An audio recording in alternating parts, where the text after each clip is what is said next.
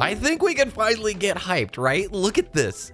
It looks like concept art, but this is an in-game screenshot. We are seeing the progress, man, and I am getting excited. So what up, guys? Big new update, Halo Infinite, February 2021. Talking about bringing Zeta Halo to life. We have a lot of new, beautiful screenshots, man, in-game from the PC. And when I look at this, I love finally, I think the direction's coming together. We've got clouds, we've got stars, we've got a day-night cycle. But when you just sort of sit back and look at this, does it not remind you of concept art? It looks like Halo Wars 2 concept art. It's got that sort of brushed feel. But then you actually zoom in, you see the edges of stuff, you see a little bit of damage on the Warthog. It's exciting, dude. This is honestly, from an art direction standpoint, this is it. This has got to be it, man. Like, so much positive reception online. To me, it's starting to live up to that, I don't know, pipe dream moment of playing Halo Wars 2 and saying to myself, I want to be a boots on the ground Marine in this world. This is starting to look like that. If we look at the sniper rifle shot, this is the one that probably everybody's, sharing around the most. It looks like a combination of like Halo 5 sniper, little elements of some other 343 snipers in there too, like the Halo 4 sniper elements here. Overall though, look at this. We've got a new updated UI. The G key, I'm assuming, is going to be a grenade. And then we have what I'm guessing is the equipment slot with a multiple charge thing here. Also, 3, do you think somebody's already taken a shot out of the sniper, or are they experimenting maybe with some different values of like how much ammo you can have in here? But I mean, just again, look at this for a moment. You pull in, you can see it's in game, but when it's at a distance, it looks to me like straight up concept art. So we'll keep scrolling through the update and we'll talk a little bit about the things that stood out the most to me. This is a Banished Stronghold as shown in this concept painting. So this one is a concept painting. They can be approached from nearly any direction with more tactical options than prior Halo games. When I sort of hear that, okay, again, this is a painting. Look at the painting and then compare it to the actual in-game stuff, right? It's crazy to me. I don't even know. I don't think I've seen a game do that, right? Where it mimics almost the concept art style in such a way. Anyway, hearing about approaching a stronghold in sort of any direction that you want, just looking at this, there appears to be a pathway here, maybe an option over here. There's a total, cliff drop, canyon, moat, whatever you want to call it here, with some guard posts. So maybe you can assault this thing and hit it from almost any angle. But when I sort of hear that, my mind immediately jumps to Combat Evolved, the second mission from Halo CE, where you really could do the Marine camp rescue in any order that you wanted. And we have, been hinted at Infinite having a much more open style campaign. All of these things just are starting to add up to get me quite excited. Plus, we have here, capture a Banshee and fly to a floating ring fragment across a gap of stars. If this is one of those things where, again, there's our Banished Stronghold. Are you saying that, like, as Chief, I can be over here, hijack a Banshee, fly over here, then even then you can see off in the distance, look at these things right down here, right? Look at these little, oops, sorry. You've got even more structures here, Like, this is finally coming together. And wow, like, it's easy to kind of get tired and fatigued with the delays. That's where I've been. I don't know if you guys have been listening to the channel, but I definitely am craving some newness. But as soon as I see this level of change versus what we saw last summer, where there was like no clouds in the sky, no nothing, the wait is certainly starting to feel like it is paying off. And I'm starting to get extremely excited for the Halo Infinite campaign here.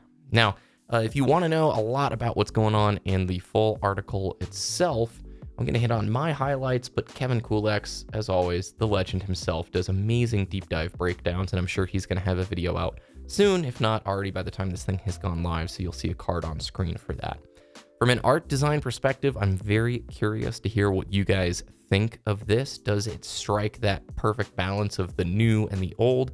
Because for me and the reactions I'm seeing online, yes, this is striking everybody with the old school feels while still feeling next gen. I mean, finally, look at these blades of foliage, like the little grass and stuff. It is coming together.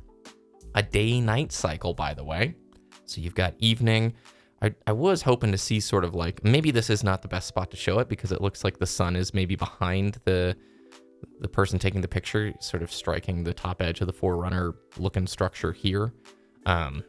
Maybe more golden rays. Hopefully it has some of those deep sunsets. But when you look at the night sections, some jackals, how can you not just feel like there's resonating the old school vibes from Halo 1 in this picture right here? So from an art design perspective, they talk quite a bit about how they've struck a balance between the legacy side of things as well as, some new elements.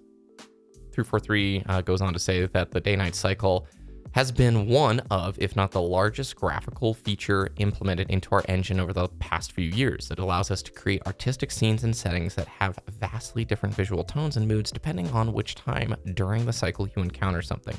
So coming across a mysterious Forerunner obelisk during the day may feel peaceful and serene, where at night it might feel much more ominous and threatening. It really adds some incredible dynamically driven visual variety throughout the experience, where we were not able to have that before. I kind of feel too like there may be different enemies and different mobs that you deal with at the different times. So like, again, I think, is that somebody in that? No, it doesn't look like I can see any enemies here. You guys probably have sharper eyes than I do, but at nighttime, structure's guarded. Daytime didn't look like it was guarded.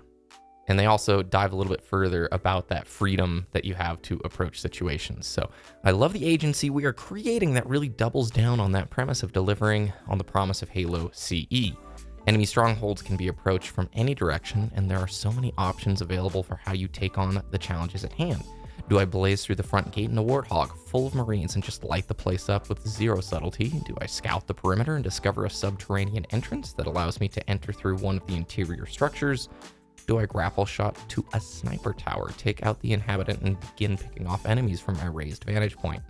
There are so many options available that allows everyone to approach the game the way they want and have their own unique experiences. I'm excited to hear stories of all the different ways players have taken on missions in the game once we are released. This single bit right here is what I am most excited about out of the entire update, because this to me sounds like Metro Exodus. If you guys haven't seen the review or haven't played the game, I think Metro Exodus is the best single-player FPS of the last 5 years, one of them, okay?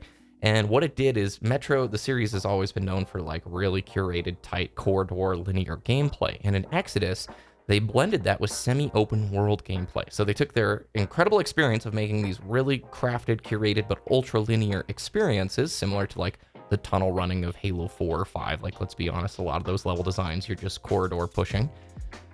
And then in Exodus, they added these semi-open world segments where all of a sudden, it's not a full open world experience. It still has a beginning, middle, and an end, but there are portions of the campaign where you can approach things from infinite amounts of directions. You can approach situations, do things out of order, and handle it the way you wanted to. And for me, that felt like an incredible step forward for FPS games, exactly where I wanted to see single-player stuff go, because having a full open world collectathon, I think, is getting a little bit played out. I think a lot of people are getting tired of that, whereas there's a balance between curated, really cool experiences, but also player agency and letting you choose where you want to go. So yeah, it's looking good. Obviously, we're going to need to see more gameplay, how this thing plays and feels, but I'm getting excited. And I've tried really hard to not ride a hype train, not get overly enthusiastic, but these are solid proof of great progress. And if the game delivers on what they're talking about, what they're showing here, we may be looking at one of the most ambitious, coolest Halo experiences ever, and I hope, please let it deliver on that. What do you guys think about all of this, man? The screenshots, the art design, the day-night cycle, that equipment thing in the UI in the bottom right-hand corner. Please let me know about it in the comments down below. I think it is okay to get excited, man, because things are looking good. Now, again, obviously, we gotta hold reservations until we know how it plays and how it feels, but so much of this gets me excited as a Halo fan. It's been a long time since been able to say that. So thank you guys very much for watching the video. If you enjoyed, sub to the channel and drop your comments down below. We'll see you in the next one. Have a good day.